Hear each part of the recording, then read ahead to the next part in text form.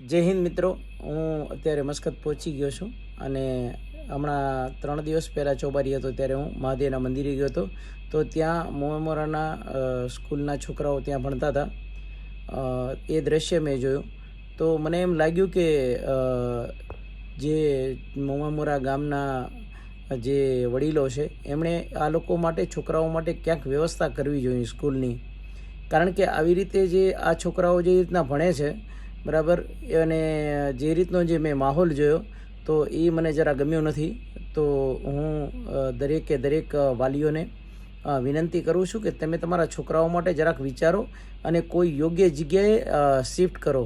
કારણ કે આવી રીતે એક જ પતરાવાળા હોલમાં 1 થી 5 કે કેટલા ધોરણના વિદ્યાર્થીઓ ત્યાં આગળ ભણતા હતા. આવું અશક્ય છે. એટલા માટે જરા તમારું ધ્યાન દોરું છું. ખરાબ ન લગાડતા, માફી ચાહું છું. જય હિન્દ.